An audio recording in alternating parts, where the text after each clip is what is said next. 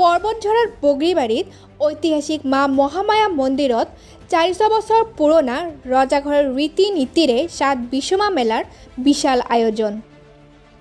শেহতীয়া কোভিড প্ৰটকলৰ জন্য বিগত 2 বছৰ পাছত কোকৰাঝাৰ জিলাৰ পৰ্বতঝৰাৰ মহকুমাৰ অন্তৰ্গত বগৰীবাৰীত ঐতিহাসিক মা মহামায়া মন্দিৰত 400 বছৰ পুৰণা ৰজাঘৰৰ ৰীতি নীতিৰে 7 বিশ্বমা মেলাৰ বিশাল আয়োজন কৰিছে উদ্যোক্তাসকল। উল্লেখযোগ্য যে 400 বছৰ পুৰণি ৰজাঘৰৰ ৰীতি নীতিৰে প্ৰত্যেক বছৰৰ মতো এইবাৰো পৰম্পৰাগতভাৱে 7 বিশ্বমা মেলা 5 বৈশাখ থাকিয়া বৈশাখ পৰ্যন্ত অনুষ্ঠিত হইবে বুলি আয়োজক মণ্ডলীৰ সভাপতি অপৰেশ দাসে সাংবাদিকের এক সাক্ষাৎকারত জানিয়ে দিছে। লগতে এইবারের মেলাত অংশগ্রহণ করে নেওয়া বিভিন্ন বিপণী আর দোকানের জায়গার জন্য 30 বাইনা নিচ্ছে মেলা পরিচালনা সমিতিয়ে।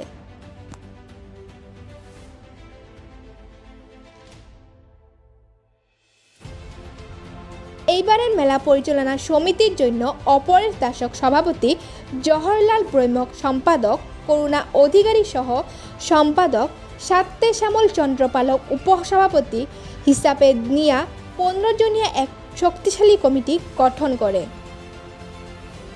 এই মহামায়া মন্দিরের 7 বিশ্বমা মেলা রঙালী বিহুর লগত সংগতি রাখি দীর্ঘদিন ধরে অনুষ্ঠিত হয়ে আসিছে বলে অঞ্চলের রাইজের মুখে মুখে প্রবাদ আছে।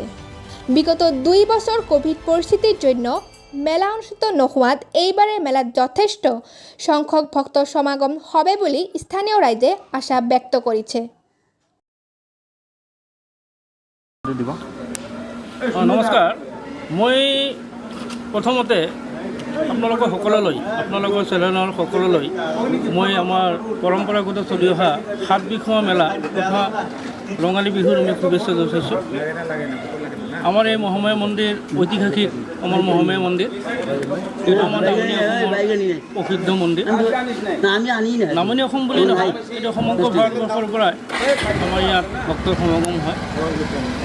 এনেকৈ আমাৰ পশ্চিমবংগৰো বহুত ভক্ত ইয়াত আহি থাকে। যিয়ে নহওক, আমাৰ পৰম্পৰাগতভাৱে আমাৰ যিটো 30 চ'তৰ পৰা এইটো আমাৰ 7 বিশ্বমা মেলা হয়।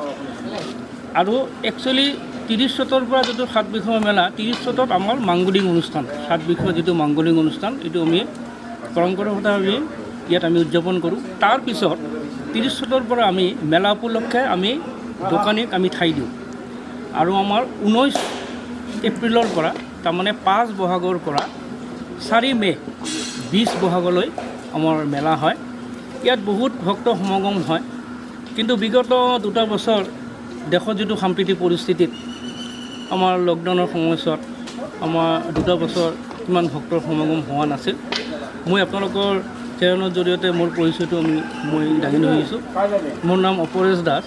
মই এই 7 বিশ্বমা মেলা পৰিচালনা সমিতিৰ মই সভাপতি। আমাৰ ইয়াত 7 বিশ্বমা মেলা পৰিচালনা সমিতিৰ সম্পাদক মহোদয় মোৰ লগতে আছে। তেওঁৰ নাম জহৰল ব্ৰহ্ম। তেওঁলোকৰ পৰা তেওঁৰ কথাবতন আপুনি শুনিব। এতিয়া আপোনালোকৰ পৰা প্ৰশ্ন কি আছে? মেলাৰ আজি প্ৰথম দিন, ভক্তৰ সমাগম কেনে? ভক্তৰ সমাগম আমি সাধাৰণতে আমাৰ ৰাতিপুৱা 8 বজাৰ একদম নিচেই পুৱাৰ পৰা ভক্তৰ আগমন ঘটে। বহু দূৰণিৰ পৰা ভক্ত আহে। মই ইয়াত আহি 7টা বজাত যেতিয়া মই উপস্থিত হৈছোঁ, তেতিয়া বহুত গাড়ীত ভক্ত বাহিৰৰ পৰা, মই জাগিৰোডৰ পৰা ভক্তক মই কথা পাতিছোঁ। ইভেন আমাৰ শুৱালকুছিৰ পৰাও মই 2খন গাড়ী মই পাইছোঁ আৰু 12 পৰা এখন গাড়ী মই পাইছোঁ। আমি সাধাৰণতে আমাৰ মন্দিৰ 8 বজাতে খোলে আৰু 2টালৈকে আমাৰ ভক্তৰ দৈনিকতীয়া ভক্তবিলাকৰ সমাগম আমাৰ 2টা-2:30লৈকে থাকে।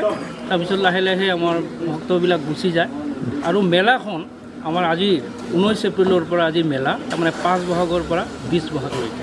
পৰ্বতঝৰাৰ পৰা প্ৰকৃতি সাহা, নেক্সট কমতাপুৰ।